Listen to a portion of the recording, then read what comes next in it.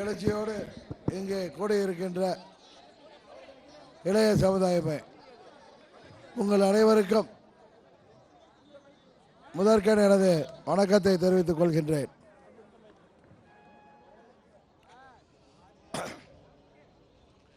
தேர்தல், நாடாளுமன்ற தேர்தலும் அதனோடு சேர்ந்து சட்டமன்ற தொகுதியின் இடைத்தேர்தலும் வர இருக்கிறது. 18 சட்டமன்ற தொகுதிகளின் இடைத்தேர்தல் என்பது தமிழ்நாட்டிலே ஒரு மினி தேர்தலாகவே சட்டமன்றத்திற்கு நடக்க இருக்கிறது. இந்த 18 தொகுதிகளிலே 8 தொகுதிகளிலே வெற்றி பெறவில்லை என்றால் இந்த துரோகிகளின் ஆட்சி நாடாளுமன்ற தேர்தலோடு முடிவுக்கு வந்துவிடும் என்பது உங்களுக்கு தெரியும். தமிழகத்தை வஞ்சிக்கின்ற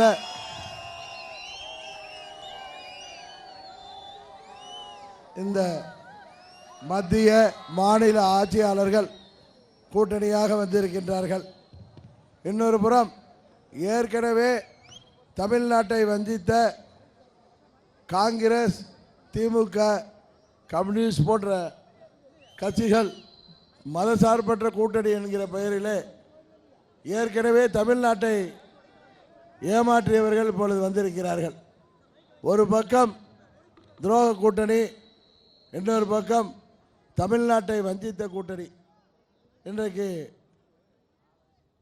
தமிழ்நாட்டில் நடக்கின்ற இந்த ஆட்சி என்பது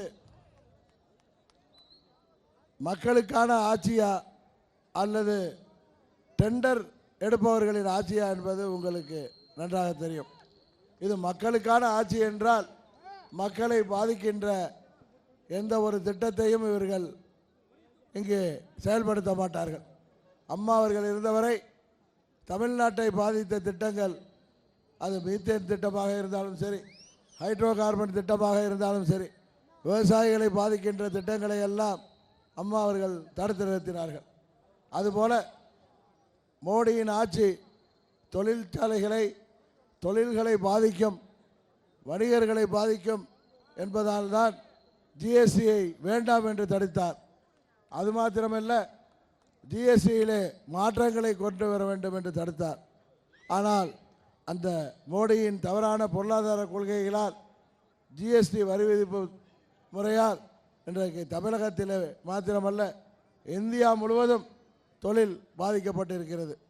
பின்னலாடை தொழிலில் உலகளவில் புகழ்பெற்ற நமது திருப்பூர் மக்கள், இங்கே டாலர் நகரம் என்று கொண்டாடப்படும் இந்த ஊர் மோடியின் மோசமான ஆட்சியில் எப்படியெல்லாம் பாடுபடுகிறது என்பது உங்களுக்கு தெரியும். தொழிலகங்களும் தொழிலாளர்களும் எப்படி பாதிக்கப்படுகிறார்கள் என்பதை நான் சொல்லித்தான் நீங்கள் தெரிந்து கொள்ள வேண்டியதில்லை. இங்கு இருக்கிற ஒவ்வொருவரும் அதனால் நேரடியாக படுபவர்கள். நமது ஜவுளி தொழிலை பாதிக்கின்ற, பின்னலாடை தொழிலை பாதிக்கின்ற இந்த ஆளும் கூட்டணியை முடிவுக்கு கொண்டு வர வேண்டும்.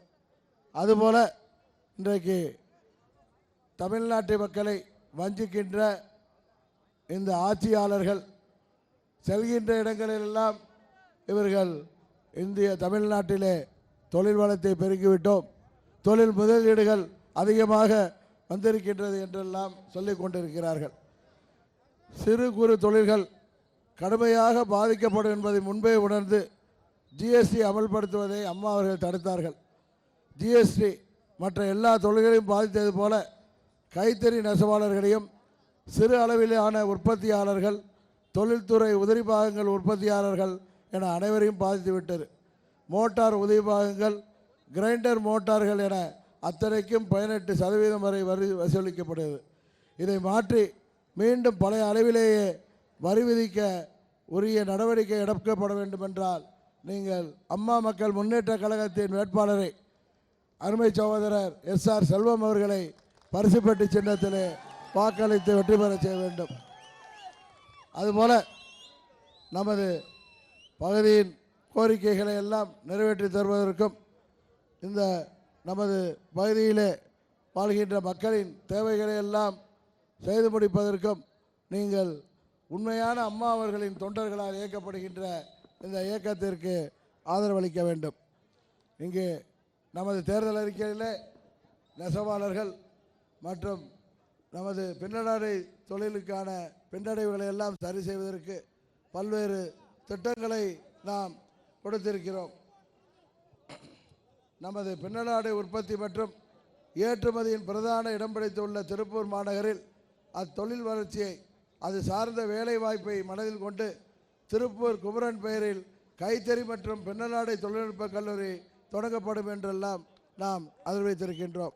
அதுபோல நமது பகுதியின் கோரிக்கைகளாகிய திருப்பூர் மாநகராட்சியுடன் புதிதாக இணைந்த பகுதிகளுக்கு போதுமான அடிப்படை வசதிகள் செய்து தருவது, அரசு கலை அறிவியல் கல்லூரி தொடங்குவது, 4வது குடிநீர் திட்டத்தை நிறைவேற்றுவது, பெருமாநல்லூரில் கூடுதல் பேருந்து நிலையம் அமைப்பது, செட்டிப்பாளையத்தில் இஎஸ்ஐ மருத்துவமனை மற்றும் திருப்பூர் வடக்கு பகுதிக்கென தனியாக அரசு மருத்துவமனை அமைத்தல், நகர்ப்பகுதிகளில் மேட்டுப்பாளையம் குடிநீர் விநியோகத்தை மேம்படுத்துதல், ஊத்துக்குழி சாலை, கொங்கு பிரதான சாலையில் போக்குவரத்து சீரமைப்பு, தேங்கி கிடக்கும் மேம்பால பணிகளை விரைந்து முடிப்பது உள்ளிட்ட திருப்பூர் வடக்கு பகுதி மக்களின் கோரிக்கைகளை நிறைவேற்றி தருவதற்கு அருமை சகோதரர் SR செல்வம் அவர்களை நீங்கள் பரிசு பெட்டி சின்னத்தில் வாக்களித்து வெற்றி பெற செய்ய வேண்டும்.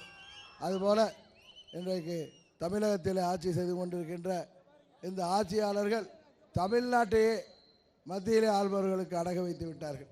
நாம் எல்லாம் கஷ்டம் வந்தால் நமது நகை நட்டுக்களை அடகு வைப்போம், அதுபோல நிலப்புலன்களை வீடுகளை அடகு வைப்போம். ஆனால் இந்த பழனிசாமியின் ஆட்சியாளர்கள், பழனிசாமி கம்பெனியினர் தமிழ்நாட்டையே அடகு வைத்து விட்டார்கள். அம்மாவின் இயக்கத்தையே அடகு வைத்து விட்டார்கள். இதை மீட்டெடுப்பதற்கு, தமிழகத்தை மீட்டெடுப்பதற்கு, மீண்டும் தமிழகம் தலை நிமிரவும், தமிழர் வாழ்வு மலரவும் நீங்கள் அம்மாவின் உண்மையான தொண்டர்களால் இயக்கப்படுகின்ற இயக்கமாகிய நமது அம்மா மக்கள் முன்னேற்ற கழகத்திற்கு நீங்கள் பரிசு பெட்டகம் சின்னத்திலே, பரிசு பெட்டி என்கின்ற பரிசு பெட்டகம் சின்னத்திலே வாக்களித்து வெற்றி பெற செய்வதன் மூலம் நாளைய பிரதமரை தீர்மானிக்க இடத்திலே நாம் தான் இருக்கிறோம். இன்றைக்கு திமுக பாம்புக்கு வாழையும் மீனுக்கு தலையும் காட்டுகின்ற 6ஆம் மீன் என்று அன்றைக்கே சொன்னேன். இன்றைக்கு காங்கிரஸ் கட்சி ஏதோ 4 மாநிலங்களில் வெற்றி பெற்றவுடன் அதற்கு ஆதரவாக ராகுல் தான் பிரதமர் என்கிறார். ஆனால் காங்கிரஸ் கட்சி கூட்டணியிலே இருக்கின்ற கம்யூனிஸ்டுகள் அதை ஒத்துக்கொள்ளவில்லை. இங்கே கேரளாவிலே ராகுல் காந்தி போட்டியிடுகின்ற வயநாடு தொகுதியில் கம்யூனிஸ்ட் கட்சி வேட்பாளர் நிறுத்தியிருக்கிறது. ஆனால் இங்கே தமிழ்நாட்டிலே காங்கிரஸ் கட்சியும் கம்யூனிஸ்ட் கட்சியும் கூட்டணியில் இருக்கிறது. எப்படி இவர்கள் நாளைக்கு தமிழ்நாட்டில் நலனுக்காக ஒன்றாக சேர்ந்து திட்டங்களை நிறைவேற்றி தருவார்கள்? கர்நாடக மாநிலத்திலே காங்கிரஸ் கட்சி அங்கே உள்ள மக்களுக்காக காவிரி பிரச்சனையிலே அவர்களுக்கு ஆதரிக்கிறார்கள். அங்கே மேகதாது அணை கட்ட அங்கே ஆதரிக்கிறார்கள். தமிழ்நாட்டிலே எப்படி அவர்கள் மக்களின் நலனை பாதுகாப்பார்கள்? கேரளாவிலே கம்யூனிஸ்ட் கட்சிகள் அங்கே ஆட்சி நடத்துபவர்கள் நமது பெரியார் அணை விவகாரத்திலே எப்படி நமக்கு தீர்ப்பு செய்து வருவார்கள்? எனவே கம்யூனிஸ்ட் பேர் இயக்கங்களை நீங்கள் புறந்தள்ள வேண்டும். அவர்கள் மாநிலத்துக்கு மாநிலம் நிறம் மாறுகிறார்கள். அவர்கள் போட்டிருப்பது வேண்டுமானால் சிவப்பு கலர் துண்டா இருக்கலாம். அவர்கள் தமிழ்நாட்டுக்கு ஒரு நிலைப்பாடு, கேரளாவிற்கு ஒரு நிலைப்பாடு என்று எடுக்கிறார்கள். காங்கிரஸ் கட்சியும் இவர்களும் கூட்டணியில் இருக்கிறார்கள் தமிழ்நாட்டில். ஆனால் கேரளாவில் கம்யூனிஸ்ட் கட்சியின் வேட்பாளர் ராகுல் காந்தியை எதிர்த்து போட்டியிடுகிறார். இவர்கள் எப்படி ராகுல் காந்தியை பிரதமர் என்று திமுக தலைவர் சொல்கிறார்? இதுதான் மக்களை குழப்புகின்ற விஷயம். அதனால்தான் சொல்கிறேன், இந்தியாவின் பிரதமரை தமிழ்நாட்டு மக்களாகிய நீங்கள் தேர்ந்தெடுக்க வேண்டும். தமிழ்நாட்டு நலனிலே அக்கறை உள்ள இயக்கமாகிய மாநில கட்சியாகிய அம்மா மக்கள் முன்னேற்ற கழகம் அதனால்தான் அம்மாவின் வழியிலே தனித்து போட்டியிடுகிறோம். எங்கள் வேட்பாளர்கள் தமிழ்நாடு முழுவதும் 39 தொகுதிகளிலும் பாண்டிச்சேரியிலும் போட்டியிடுகிறார்கள். அம்மா அவர்களுக்கு 37 தொகுதிகளை தந்தது போல வெற்றி தருவதன் மூலம்தான் தமிழ்நாட்டின் உரிமைகளை பாதுகாக்க முடியும். தேவையில்லாமல் வேறு கட்சிகளுக்கு வாக்களிப்பது நீங்கள் தமிழகத்தின் நலனுக்கு எதிராக வாக்களிக்கிறீர்கள் என்பதை எண்ணி பார்க்க வேண்டும். பாரதிய ஜனதா கட்சியை, மோடியை ஆட்சியை விட்டு விரக்க வேண்டும் என்றாலும் தமிழ்நாட்டு நலனை பாதுகாக்கின்ற இயக்கத்திற்கு தான் நீங்கள் வாக்களிக்க வேண்டும். நீங்கள் சொல்கின்றவர் தான் இந்தியாவின் பிரதமராக வர முடியும். தமிழ்நாட்டின் நலனிலே அக்கறை உள்ளவர் தான் இந்தியாவின் பிரதமராக வர முடியும். நீட் தேர்வை யார் தடை செய்கிறார்களோ அவர்களைத்தான் நாம் இந்தியாவின் பிரதமராக தேர்ந்தெடுப்போம். எனவே தான் சொல்கிறேன், தமிழ்நாட்டின் நலனை கருதி நீங்கள் வாக்களிக்க வேண்டிய சின்னம் நமது பரிசு பெட்டகம். உங்களது வேட்பாளர் அருமை சகோதரர் SR செல்வம் என்று சொல்லி விடைபெறுகின்றேன். நன்றி, வணக்கம்.